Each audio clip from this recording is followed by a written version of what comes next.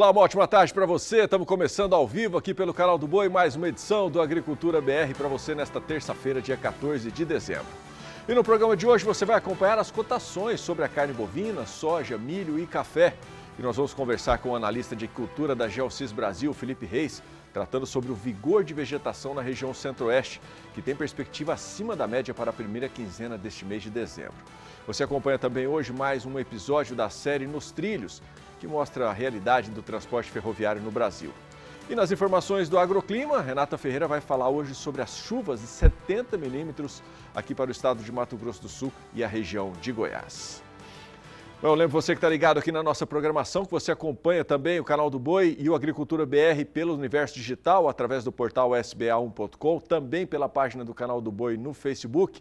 Estamos ao vivo também pela Claro e Nest TV, além de todas as parabólicas. E para você que está na região de fronteira, acompanhe a programação do Canal do Boi pela Nel TV. Bom, a gente começa essa edição do Agricultura BR destacando um estudo realizado pela Geosys Brasil, que a soja no centro-oeste tem um vigor de vegetação acima da média. No Mato Grosso, por exemplo, a previsão do modelo europeu mostra que a umidade do solo está em alta, mantendo o cenário favorável para o bom crescimento das plantas na primeira quinzena agora deste mês de dezembro. Sobre este assunto, nós vamos conversar agora ao vivo pela internet com o analista de culturas da Geosys Brasil, Felipe Reis. Felipe, uma ótima tarde para você, um prazer recebê-lo aqui no Canal do Boi. Eu começo perguntando como é feito esse monitoramento sobre o vigor de vegetação. Boa tarde, Adriano. É sempre um prazer participar do programa junto com vocês. Bom, vamos lá. A Geosys ela trabalha com imagens de satélite, né? E dentre todas as possibilidades que nós temos, nós utilizamos as imagens de satélite para acompanhar a condição das lavouras, certo? Então, nós conseguimos olhar apenas para aquela área onde há lavouras, no caso hoje, Mato Grosso do Sul, as lavouras de soja, Goiás, Mato Grosso do Sul. Também acompanhamos outras culturas como milho, trigo, cana-de-açúcar, café. E quando a gente olha para essas imagens de satélite, a gente consegue observar o NDVI, o vigor, o índice de vigor vegetativo, que nada mais é que a saúde das lavouras, né? Quando a gente faz um comparativo com os últimos anos, nós observamos que praticamente em todo o centro-oeste, Mato Grosso, Goiás e Mato Grosso do Sul, esse índice de vegetação, índice de vigor vegetativo, ele está acima da média e em boas regiões acima dos últimos anos, o que indica uma boa produtividade. Para o centro-oeste, apenas no sudeste ali do Mato Grosso do Sul, região ali entre Naviraí, Tacuru e Iguatemi, ali naquela região nós temos um vigor de vegetação abaixo da média, isso devido à baixa umidade do solo. Quais são os estados dentro do centro-oeste que mantêm um nível de vigor acima da média? Por enquanto, Adriano, nós observamos, vamos falar aí primeiro Mato Grosso, né? Mato Grosso tem recebido boas chuvas, uma umidade do solo acima da média, a perspectiva para os próximos dias, ou seja, a previsão é de que haja boas chuvas, o modelo americano até um pouco mais otimista quando a gente olha para todo o centro-oeste, mas para Mato Grosso, tanto o modelo europeu quanto o modelo americano de previsão climática, ambos trabalham com perspectiva de boas chuvas para o curto prazo, para os próximos 10, 14 dias, certo? Para Goiás, nós também temos uma boa previsão climática de boas chuvas, principalmente ali no sul do estado, região de Jataí, Rio Verde, onde nós tivemos um breve veranico em novembro, meados de novembro, mas o que não impactou negativamente no NDVI. Logo, as chuvas voltaram e permitiram aí o desenvolvimento positivo das lavouras. Mato Grosso do Sul é onde a gente tem, por enquanto, uma preocupação com o Sudeste, como eu estava falando, né? Região de Campo Grande para cima apresenta boas condições. Agora, ali no Sudeste, de Dourados para baixo, Naviraí, Iguatemi, Itacuru, nessas regiões, até Bataguaçu, nós tivemos uma baixa precipitação nas últimas semanas, não apenas nos últimos dias, mas nas últimas semanas, certo? Abaixo da média, a umidade do solo bem abaixo da média. É a seca se estendendo do Rio Grande do Sul, Santa Catarina, Paraná, aí chegando no Mato Grosso do Sul, e nessa região, para o centro-oeste, nós temos pelo menos um alerta. Ainda há tempo de uma recuperação da umidade do solo e um bom desenvolvimento da soja, mas há necessidade de mais chuvas já aí para o curto prazo. Aqui, especificamente aqui no Mato Grosso do Sul, então, Felipe, foi a questão da estiagem que não fez que esse nível fosse alcançado? Exatamente, né? Quando a gente olha Mato Grosso do Sul, algumas regiões também não tiveram chuvas. Quando a gente olha a precipitação acumulada desde o início de outubro, mais ou menos aí do início do plantio, algumas regiões estão com um pouquinho abaixo da média a precipitação acumulada, a região de Campo Grande, mas nada que chame atenção ou seja preocupante, pelo menos a curto prazo, porque nós tivemos outras chuvas que possibilitaram a retomada, o aumento da umidade do solo. Agora, para o sudeste do estado, a condição é um pouquinho mais preocupante. Mas, se vamos falar de uma situação preocupante, a gente tem que focar no sul do Brasil, né? Rio Grande do Sul, principalmente, né? Por um milho aí já está praticamente certo uma quebra de safra, pelo menos ainda não quantificamos quanto vai quebrar, mas já pode-se falar que o potencial produtivo foi afetado, certo? Para a soja, caso a seca continue e a previsão climática é de baixa precipitação, pelo menos para as próximas 2 semanas, ou seja, dezembro deve encerrar aí com baixa precipitação. Nós temos uma condição já bem preocupante para o Rio Grande do Sul e também Santa Catarina. Para o Paraná, ali no oeste do estado, nós devemos ter para as próximas 2 semanas temperaturas acima da média e baixa precipitação. A associação de temperaturas acima da média e baixa precipitação vai aumentar a evapotranspiração e manter a umidade do solo baixa, ou seja, condições climáticas desfavoráveis para as lavouras ali, milho primeira safra e soja. Então, o sul do Brasil deve limitar uma produção ainda mais, que seria ainda mais recorde, né, tanto aí da soja quanto para o milho, né? Primeiro para a soja, a nossa estimativa está em pouco abaixo de 145 milhões de toneladas, para o milho total 118 milhões de toneladas, mas isso pode ser revisto um pouquinho para baixo devido a esses problemas climáticos no sul do país. Região do país que também está enfrentando uma situação como essa que você citou lá no Rio Grande do Sul, e eu aproveito e pergunto para você, a previsão pode ser favorável para uma boa colheita para os agricultores aqui na região centro-oeste?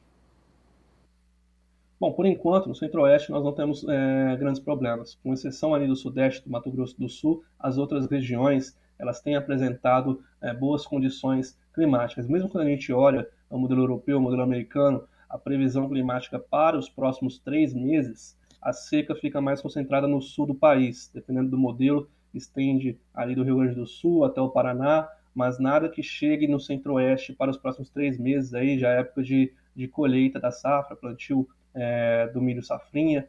Então, esta safra de soja deve ser beneficiada para o centro-oeste, ou pelo menos para boa parte do centro-oeste neste ciclo, certo? O que não deve ocorrer, ou pelo menos não está ocorrendo, no sul do país. Por enquanto, nós devemos ter condições melhores do que nós tivemos no último ano. No último ano nós tivemos um atraso do plantio da soja, que resultou do atraso do plantio do milho safrinha.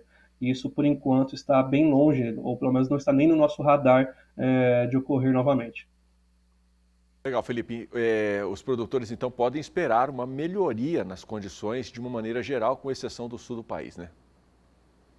Exatamente, sim. A gente olhar o sul do país está problemático, mas centro-oeste bem positivo. Mato Piba, se nós tivermos algum problema pontual de excesso de chuvas até. Então, a seca realmente está concentrada no sul do país. Mato Piba, quando a gente olha também o NDVI, o Índice de Vigor Vegetativo, está bem acima da média, no maior patamar, pelo menos nos últimos 10 anos, o que indica uma boa produtividade, mesmo que nós tenhamos problemas pontuais em algumas regiões. A produção do Nordeste, aí, do Norte e Nordeste, deve ser boa para a região, claro, o que diminui a necessidade de importar de outros estados, certo? Por outro lado, o sul do país deve ter a necessidade de trazer mais milho e soja de outras regiões, uma vez que a produção de suínos e de aves é forte na região. Legal, Felipe, obrigado pela sua participação, sempre um prazer recebê-lo aqui na programação do Canal do Boi. Uma ótima terça-feira para você. E eu que agradeço, Adriana, sempre um prazer e até a próxima. Tá ok, um abraço. Bom, a gente segue com informações aqui, trazendo para você agora como está o cenário da cotação da soja na Bolsa de Chicago. Acompanha comigo aí em casa nesse momento, contratos para janeiro de 2022. com a bushel, né, da soja cotada em 12 dólares e 55 mais 6, variação positiva aí, crescimento de 0,94%. Nos contratos para maio de 2022, 12 dólares e 60 mais 4, variação positiva de 0,78%. Para maio de 2022, mercado futuro da soja na Bolsa de Chicago cotado em 12 dólares e 69 mais 2, o bushel, alta de 0,79%, e nos contratos para julho de 2022, 12 dólares e 75 mais 6, crescimento e variação positiva de 0,77%. E você acompanha comigo agora preços da soja aqui no Brasil.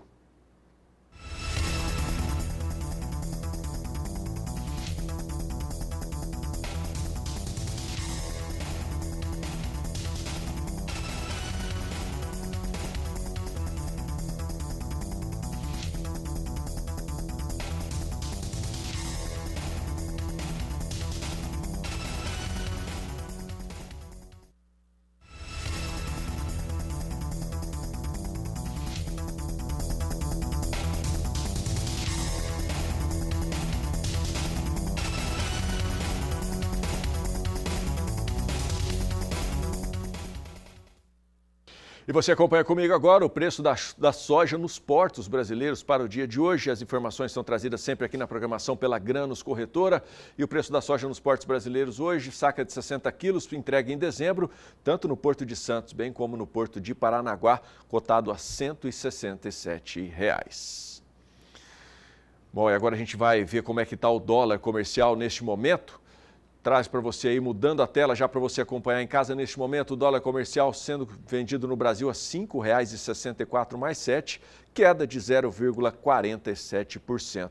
O dólar vem em queda frente ao real nesta terça-feira, com os operadores do mercado de câmbio negociando com a perspectiva de outra alta na taxa básica de juros, a Selic, em fevereiro de 2022. Então nós vamos até São Paulo, vamos até a Bolsa Brasileira de Mercadorias, vamos conversar com o Walter Puga Júnior, que acompanha os negócios no mercado financeiro e tem mais informações. Puga, a gente viu que o que está acontecendo lá nos Estados Unidos, o Banco Central americano disse que pode haver um aumento de juros por lá. A tendência é que os negócios saiam daqui e migrem para lá. Aí o Brasil já até quer mudar mais uma vez aqui a taxa Selic por aqui. É uma tentativa de pelo menos equilibrar e não ter mais prejuízos como a gente está vendo nos últimos dias. Boa tarde. Boa tarde a você, boa tarde a todos. De fato, a perspectiva é clara. O Conselho de Política Monetária do Banco Central, na sua ata da reunião, que terminou agora na semana passada, deixou claro que tende, agora em fevereiro, a subir a taxa básica de juros em mais 1,5 ponto percentual, o que levaria a taxa básica de juros, de novo, aos chamados 2 dígitos. Resumindo, se a taxa básica de juros subir mais 1,5 ponto percentual, ela vai parar, lógico, em 10,75% ao ano, ou seja, o Banco Central já pavimentou a volta dos juros básicos da economia em 2 dígitos ao distribuir esse relatório hoje pela manhã. O aumento do juro básico da economia é bom lembrar, ele reflete, na verdade, em taxas de juros nos bancos, em geral, mais elevadas. Embora sabemos que existe uma defasagem aí entre a decisão do Banco Central e o encarecimento do crédito, em média, entre 6 meses e 9 meses. De qualquer maneira, taxa Selic mais alta é dinheiro mais caro lá na frente. A elevação da taxa de juros também influencia negativamente o consumo da população. Lógico, taxa de juro mais alta, as compras tendem a reduzir, né? E também os investimentos. Portanto, é uma relação direta com o que vai ocorrer lá na frente, tentando controlar a inflação. O que o Banco Central tenta é diminuir esse ímpeto de compra, essa demanda muito forte, fazendo com que haja uma inflação menor. O que é a inflação? Resumindo, é uma alta generalizada de preços, como nós estamos vendo. Como a inflação este ano já está beirando aí os 10%, lógico, há uma tendência do Banco Central em controlar a inflação através de taxas de juros mais altas. E isso vai repercutindo, lógico, no mercado de câmbio, porque a perspectiva é que daqui para frente teremos de novo a entrada de dólares no Brasil. Bom, com essa perspectiva, Queda de 0,47% para o dólar agora há pouco, você mesmo informou, na faixa de R$ 5,64, mais 60 é o que eu tenho na tela agora. Se bem que hoje já chegou a operar acima de 5,67, já operou em alta logo no início das operações, hoje pela manhã. A perspectiva é de baixa? É, mas ainda o dólar muito caro, comparando aí com a expectativa que nós tínhamos no começo do ano, de que o dólar estaria perto de R$ 5,00 ou até abaixo de R$ 5,00. Mas o que impede também uma recuperação do real frente ao dólar mais acentuada, são dados do setor de serviços no Brasil abaixo das expectativas do mercado. Portanto, o que nós temos aí é encarecimento do dinheiro lá na frente. E falando em encarecimento de dinheiro, eu aproveito, Adriano, para lembrar que produtores rurais com dívidas vencidas no Banco do Brasil têm até a próxima sexta-feira para aderir àquele mutirão de renegociação de dívidas junto ao Banco do Brasil. Repito, a proposta prevê descontos de até 95% no caso de pagamento à vista e prazo de até 100 meses, vou repetir, 100 meses de prazo para quitação. Produtores rurais com débitos vencidos junto ao Banco do Brasil têm até a próxima sexta-feira para aderir àquele mutirão nacional de renegociação de dívidas. A proposta, vou repetir, tem descontos de até 95%, em caso de pagamento à vista e prazo de até 100 meses para a quitação dos débitos. As condições estão disponíveis para mais de 3,5 milhões de clientes, pessoa física, produtor rural e também pessoa jurídica. Esta é uma boa oportunidade para que os produtores rurais com pendências possam renegociar prazos e juros para começar, pelo menos o próximo ano, um pouco mais tranquilo e com oportunidade de novos investimentos da porteira para dentro. Quem lembrava isso era o Jeffrey Albers, ele é coordenador do Departamento Técnico e Econômico da Federação de Agricultura lá do Paraná, do sistema FAEP-Senar. Aliás, no Paraná a expectativa é de que 110 mil clientes sejam atendidos pelo Banco do Brasil. Então temos aí uma oportunidade de renegociação de dívidas com o Banco do Brasil, sabendo que os juros estarão mais altos lá na frente. Aproveite a oportunidade e renegocie agora, antes que fique mais caro ano que vem. Adriano? Tá ok, Pouca, obrigado por enquanto. Bom, intervalo comercial chegando por aqui. Peço para que você não saia daí, porque logo depois do intervalo nós vamos acompanhar junto o segundo episódio da série Nos Trilhos, que traz aí um raio-x sobre a situação da rede ferroviária no Brasil. Esse segundo episódio vai tratar sobre a construção de novos traçados e a modernização de linhas existentes, necessidades urgentes para o escoamento da produção. Eu volto já. Estamos de volta. E você está acompanhando com a gente aqui pelo Canal do Boi uma série de reportagens sobre o transporte ferroviário no Brasil. Nesse segundo episódio aqui no Agricultura BR, você vai ver que a construção de novos traçados e a modernização de linhas existentes são necessidades urgentes para o escoamento da produção, principalmente do Centro-Oeste e de parte do Nordeste, para os portos de São Paulo, Espírito Santo, Rio de Janeiro e Paraná. Essa foi a ideia do governo em um projeto lançado há mais de 30 anos e que ainda não está pronto. Nessa reportagem, nós vamos saber como está o antigo trem do Pantanal também, que cortou o Mato Grosso do Sul do leste a oeste por mais de 2 décadas, mas que também foi abandonado. Vamos a essa reportagem agora com a participação do Gustavo D'Angelo e do José Cunha.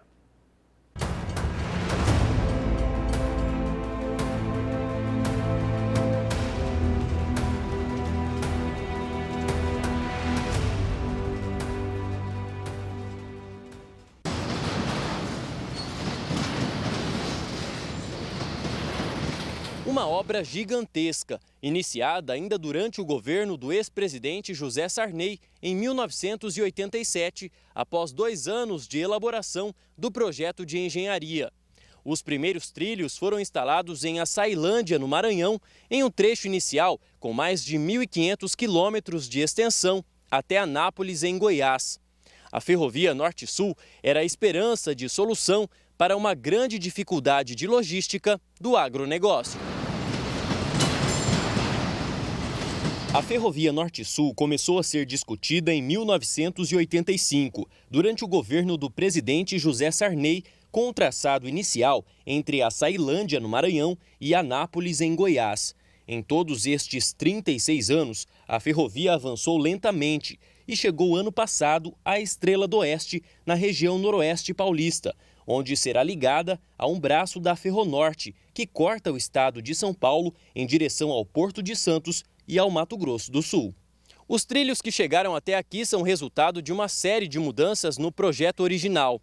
Desde 2019, a ferrovia está concedida por 30 anos a uma empresa privada, que vai pagar 2 bilhões e 800 milhões de reais ao governo federal, além de ser obrigada a investir 5 bilhões de reais em mais 2 trechos, entre Estrela do Oeste e Panorama, também no estado de São Paulo, e em direção a Chapecó, em Santa Catarina, além do Porto de Rio Grande, no Rio Grande do Sul.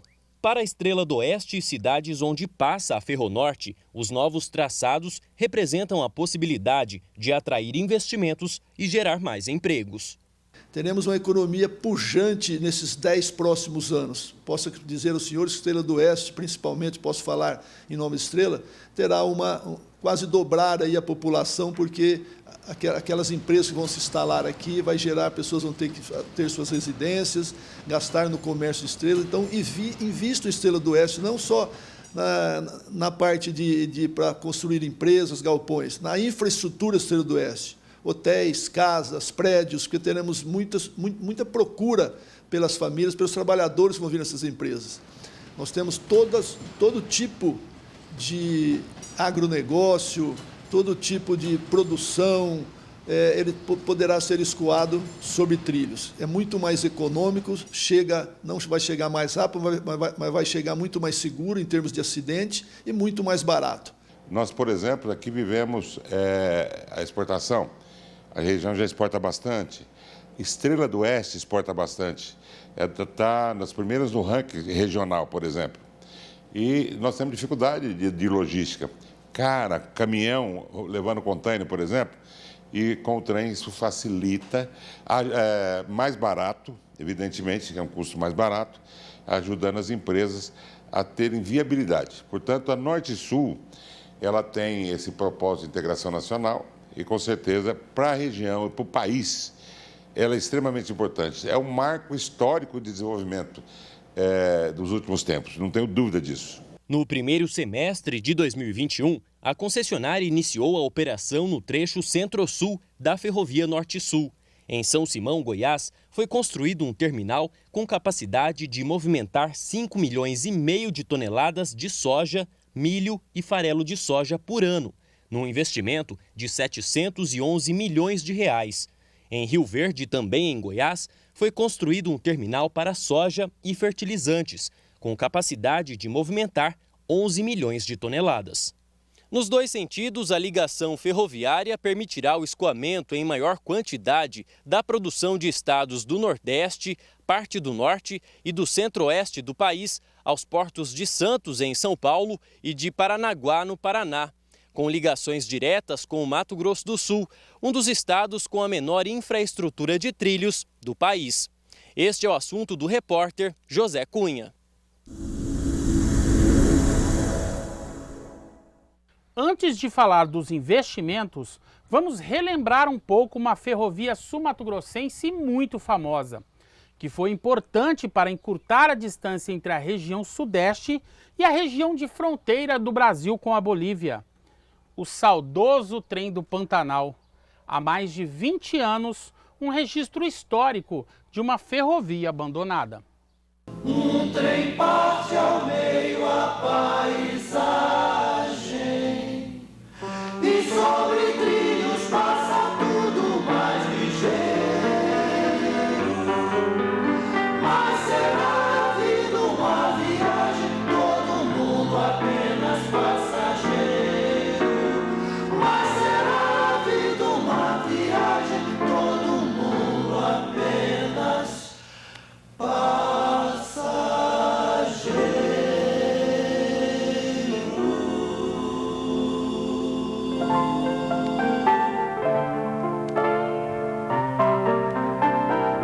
Uma ferrovia importante no passado, que rodou por 102 anos, é hoje um dos trechos ferroviários brasileiros praticamente abandonados. Esta é a situação do trecho que começa aqui, em direção a Mundo Novo, no sul do estado.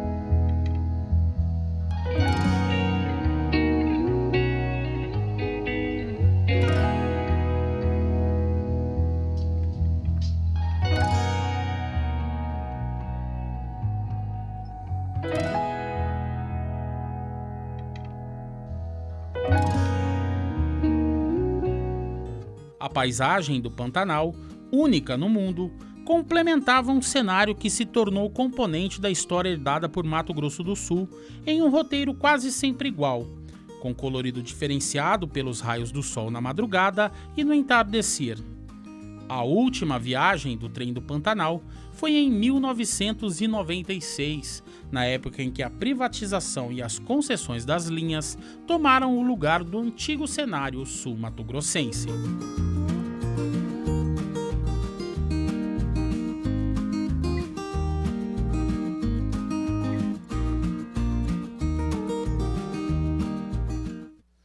Eu estou em do Brasil, que fica a menos de meia hora da capital Campo Grande.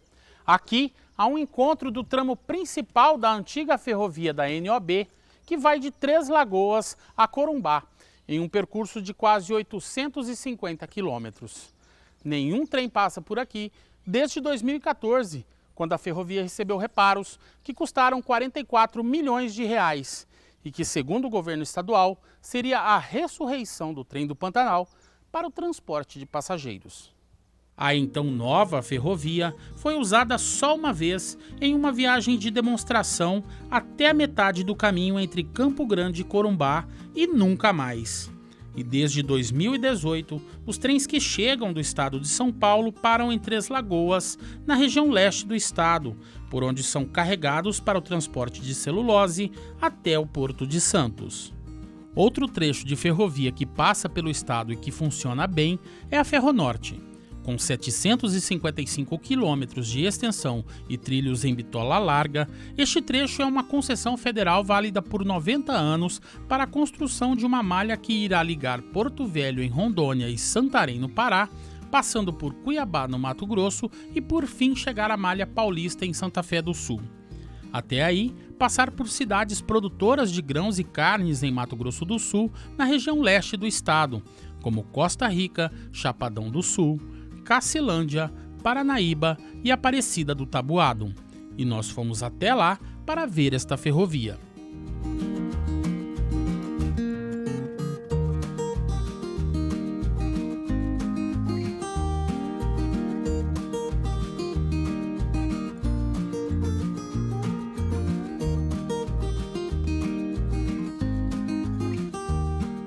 Inaugurada em 1998 pelo presidente Fernando Henrique Cardoso e orçada em mais de 550 milhões de reais, a ponte rodoferroviária conhecida como Ferronorte é hoje a principal ferrovia que liga os estados de Mato Grosso e Mato Grosso do Sul ao estado de São Paulo.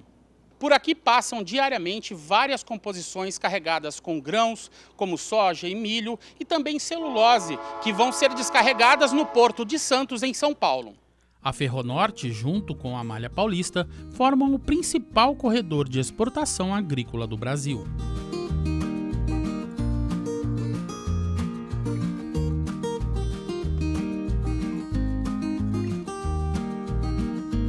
A instalação de mais uma fábrica de celulose em Ribas do Rio Pardo, a 200 quilômetros de Três Lagoas, vai aumentar a importância da ferrovia.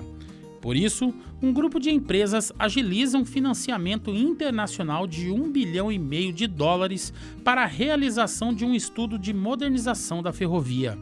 Ao mesmo tempo, o governo federal apronta um novo edital de concessão do antigo trem do Pantanal, que já pertenceu à iniciativa privada e acabou sendo devolvido. Um outro trecho da antiga ferrovia NOB vai aqui de Indo Brasil até Mundo Novo, divisa entre Mato Grosso do Sul e Paraná, com mais 473 quilômetros. Outro abandono: nenhum trem passa por aqui em direção ao Porto de Paranaguá. A solução, porém, pode estar a caminho em um projeto de revitalização e ampliação da ferrovia. Assunto de amanhã desta série, com o repórter Mauro Andrade. O Paraná concentra outro grande investimento em logística ferroviária, no momento com a possibilidade de resolver de vez o problema de transporte oeste-leste, encurtando o caminho até o Porto de Paranaguá. Muitos ajustes para a execução do projeto já estão sendo feitos, mas há muito trabalho pela frente e falaremos disso amanhã. Muito desperdício, né? Muito dinheiro jogado fora. Mas todos os capítulos dessa série que já estão sendo exibidos aqui na TV, você encontra todos eles lá no portal sba1.com e também lá na página, lá no YouTube, no canal do YouTube, lá do Canal do Boi. Bom, vamos falar sobre os contratos futuros de milho na B3. Agora eu trago para você informações. Acompanhe comigo aí em casa os contratos para janeiro de 2022. R$ 93,00 a saca e 26 centavos, queda de 0,50%. Para os contratos para março de 2022, R$ 95,37 a saca, queda de 0,23%. Nos contratos para maio de 2022, R$ 90,46 a saca, continua caindo aí 0,03%. E para os contratos de julho de 2022, R$ 85,40, queda de 0,18%. Você acompanha comigo agora as cotações do milho nas regiões do Brasil.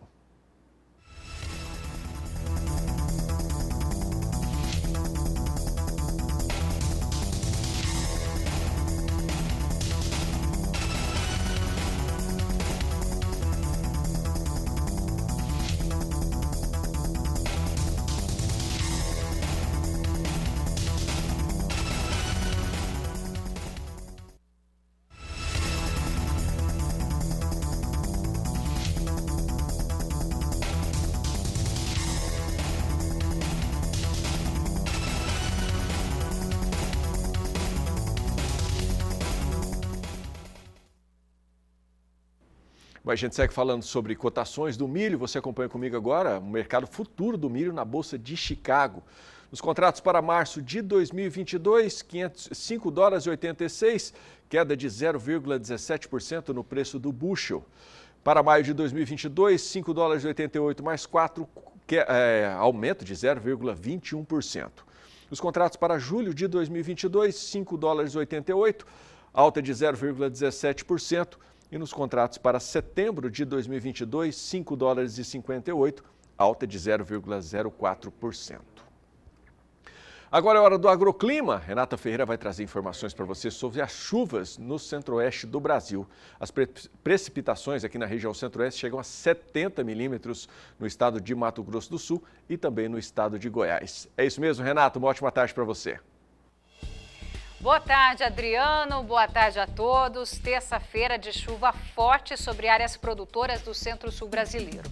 A chuva se intensifica no interior do país. No centro-oeste, boa notícia aí para o produtor, né? Em Mato Grosso do Sul, também sul de Goiás, a chuva é significativa aí nos próximos dias. Volumes em torno de 70 milímetros na região. Em Sinop, Mato Grosso, a previsão é de muita água nesta semana. O céu fica praticamente nublado, sem aberturas aí de sol. E trago também notícia boa para os produtores do sul do país. A chuva volta nesta semana e alivia a estiagem dos últimos dias. Previsão de temporais até sexta-feira no Paraná, também norte e leste aí do Rio Grande do Sul. Os volumes podem chegar aos 30 milímetros. No Rio Grande do Sul, a colheita do trigo está encerrada e o balanço da safra é positivo no estado, diante da boa produtividade, qualidade do produto e também da remuneração. No Nordeste, a chuva já perdeu intensidade sobre o sul da Bahia e o sol ganha espaço, que já ajuda a reduzir o nível dos rios, das enchentes. A precipitação forte causou prejuízos aí na semana passada e, ao todo, 51 municípios do estado baiano decretaram estado de emergência. Em Itamaraju, na Bahia, onde o volume de chuva passou dos 400 milímetros na semana passada, agora tem previsão de chuvas mais irregulares e com menores volumes.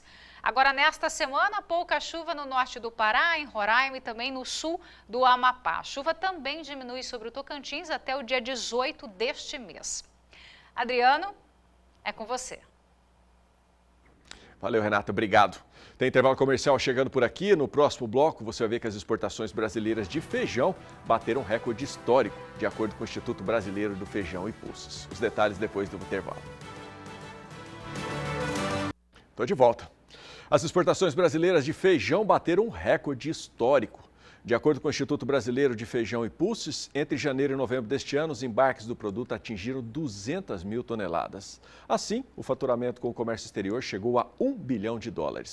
O repórter Valdir Pacheco conversou com o presidente do Instituto, Marcelo Luders. De acordo com o IBRAF, Instituto Brasileiro do Feijão e Pulses, o Brasil atingiu o maior volume de exportação de feijão da história. Entre janeiro e novembro de 2021, o país embarcou mais de 200 mil toneladas do produto e faturou R$1 bilhão.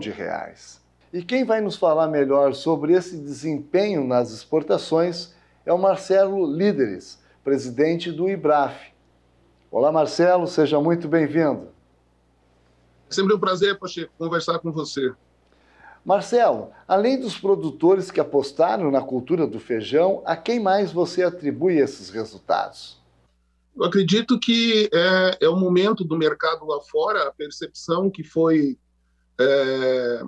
levantada lá atrás, por volta de 2005, 2006, de que o Brasil teria condições de atender demandas internacionais e a percepção de que o mercado internacional precisaria de um player como o Brasil. Aí, por volta de 2010, até 2010, nós não tínhamos uma constância. Tinha ano que a gente exportava um pouquinho, tinha ano que não exportava, até que a partir de 2010 nós passamos a participar do mercado todos os anos. O único ano em que nós não tivemos um crescimento nas exportações foi aquele trágico ano de 2016, quando nós tivemos uma estiagem terrível, né? Tivemos preços aqui no mercado interno chegando a R$15 o quilo para o consumidor, tivemos produtores Mato Grosso e Brasil afora com perdas muito grandes em feijão. Foi o único ano que não cresceu. E a percepção dos exportadores e também a disposição de assumir o risco. Nós sabemos que quando o produtor planta, ele está assumindo um risco, o risco inerente à sua atividade. Já o empacotador ou o exportador assumem riscos diferentes. O risco do exportador, por exemplo, tem sido cada vez mais com o mercado, com o dólar, com as questões contratuais, prazos de entrega, e aí fica dependendo, por exemplo, de companhias de navegação que tiveram uma explosão no preço ou simplesmente cancelam embarques. Então, precisa haver uma disposição por parte de cada um dos elos de assumir riscos, né, e de não ganhar em todas. Isso também é importante ressaltar. É isso que vai consolidando, né, uma cadeia produtiva que tem capacidade de chegar a 500 mil toneladas por volta de 2025. Quais são as variedades de maior destaque nas exportações, Marcelo? Então, o feijão mais exportado hoje é o mungo, o segundo mais exportado é o calpi do Mato Grosso, vai continuar tendo sempre um mercado muito interessante e, na medida em que evolua a qualidade dele, na medida em que a pesquisa possa entregar um feijão mais produtivo, né, e isso vai modificar as relações de custo e benefício, sem dúvida nenhuma ele vai continuar fazendo parte aí da produção nacional. E o mungo também, veja, o mungo não tem nenhuma pesquisa, nem a que o Fradinho tem. Agora, pesquisa não tinha entregas, né?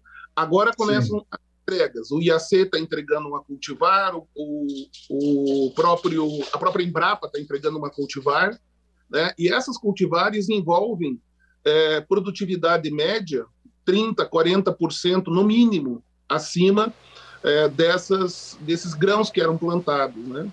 E aí vem os faseolos, o feijão rajado, o feijão vermelho, também tem um mercado bom, o azuki, né, o red bambu. Nós vamos aprendendo aí, com o passar do tempo, sobre essa diversidade. Então, o ano passado, por exemplo, se você pegar ali 3, 4 diferentes fradinhos e somar com o restante dos feijões, você chega aí a 12 feijões exportados para 75 países. Então, é bastante factível hoje a gente olhar que, trabalhando da maneira que foi, com menos cultivares e sem pesquisa muito avançada em cima das novas, na medida em que você agrega a pesquisa, você agrega mais países, você atinge maior volume.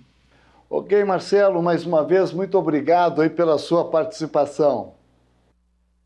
Foi um prazer, nós desejamos aos produtores aí um bom final de ano, uma boa safra.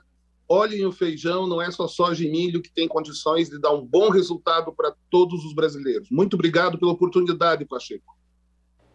Obrigado. Acabei de conversar com Marcelo Líderes, presidente do IBRAF, de Sinop, Mato Grosso, Valdir Pacheco.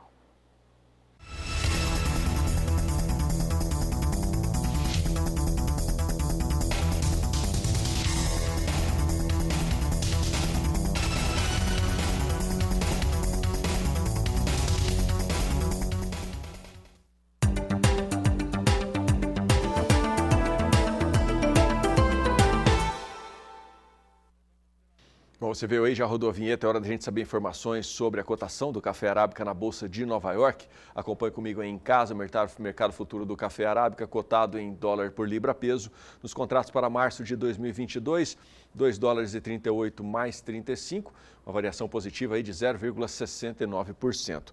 Nos contratos para maio de 2022, 2 dólares e 38 mais 30, positivo, variação para cima aí de 0,76%. Nos contratos para julho de 2022, 2 dólares e 37 mais 40, também continua crescendo aí 0,61%. E nos contratos para setembro de 2022, 2 dólares e 36 mais 10, alta de 0,76%. Você acompanha comigo agora outras cotações do café aqui pelo Brasil.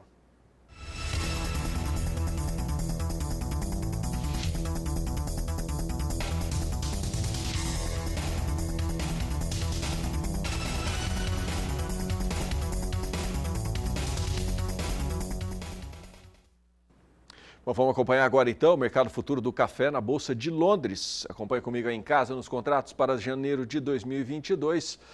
2.390 dólares a tonelada, alta de 0,63%. Nos contratos para março de 2022, 2.294 dólares a tonelada, alta de 0,30%. Nos contratos para maio de 2022, 2.259 dólares a tonelada, alta de 0,44%. E nos contratos para julho de 2022, 2.243 dólares, alta de 0,35%. Acompanhe comigo mais cotações sobre o café.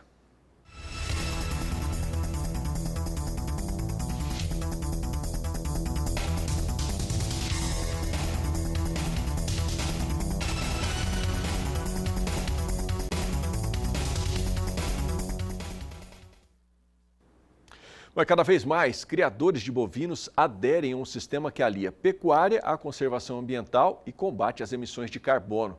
Pelo sistema conhecido por ILPF, a Integração Lavoura, Pecuária e Floresta, a meta para os próximos anos é que o Brasil tenha 30 milhões de hectares com bovinos, lavoura e florestas. Os detalhes estão na reportagem da Cália Rodrigues. Em 10 anos, a área ocupada pela Integração Lavoura, Pecuária e Floresta, ILPF, aumentou em quase 10 milhões de hectares. O aumento da renda líquida permite maior capitalização do produtor, aumento da produção de grãos, carne, leite, produtos madeireiros e não madeireiros em uma mesma área, melhorando a qualidade e conservação das características produtivas do solo. Tudo exemplos de como o sistema é vantajoso, assim como a mitigação das emissões de gases causadores do efeito estufa. O final da primeira etapa do Plano ABC, que acabou em 2020, nós tivemos um aumento muito grande nas áreas com sistemas de integração. A perspectiva era de que nós tivéssemos 4 a 6 milhões de hectares com esses sistemas, e nós temos próximo de 17 milhões atualmente. Então, com isso a gente percebe o interesse do produtor por esse tipo de tecnologia. Com as novas demandas internacionais sobre gases de efeito estufa, a perspectiva é que o Brasil chegue a 30 milhões de hectares plantadas com o sistema de integração. A perspectiva é realmente bastante alta para o aumento dessas áreas, para a adoção de novas áreas com o sistema de integração e, com isso, o potencial de uso desses sistemas integrados para obtenção de dados em tempo real. De Campo Grande, Kylie Rodrigues. Bom, segundo a Embrapa, o produtor que adere ao sistema da integração lavoura, pecuária e floresta é beneficiado pelo uso mais eficiente dos recursos da terra, além de mão de obra e insumos, além também da melhoria da qualidade do solo e da água, com redução de uso de agrotóxicos. Isso representa diminuição de gastos com a lavoura. Também há benefícios sociais, como a geração de empregos, melhor distribuição da renda e contribuição para a segurança alimentar do país. É hora de mais um intervalo comercial por aqui. No próximo bloco você vai ver que Goiás está entre os estados que buscam o status de zona livre de aftosa sem vacinação. Até daqui a pouco. Já estamos de volta e vamos agora até Goiás, porque o estado está entre os que buscam o status de zona livre de aftosa sem vacinação. Goiás não tem registro da doença há mais de 2 décadas e se prepara para aderir a um plano estratégico para reconhecimento internacional.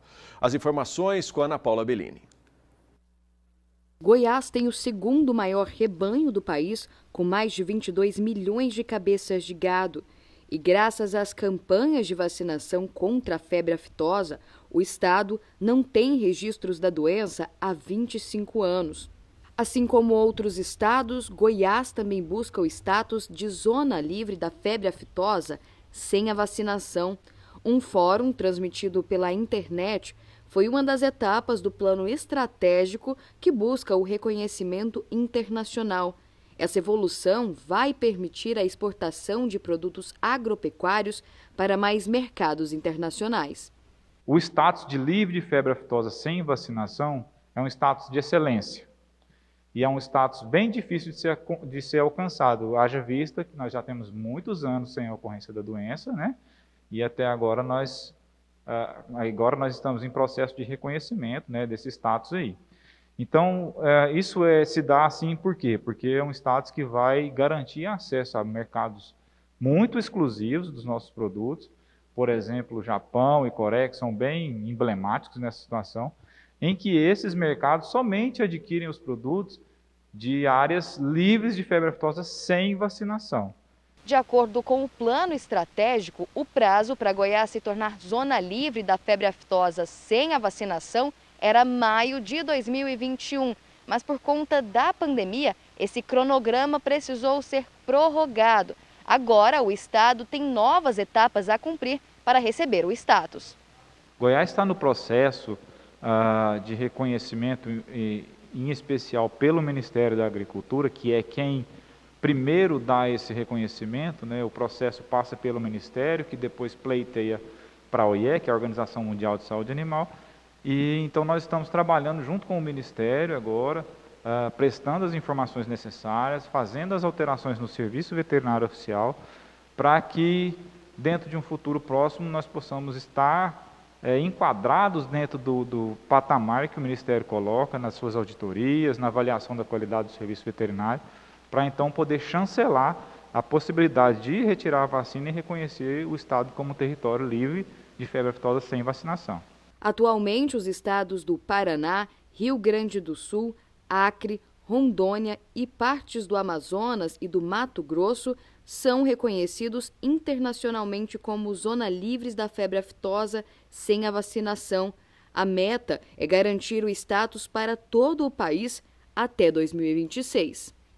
De Goiânia, Ana Paula Bellini.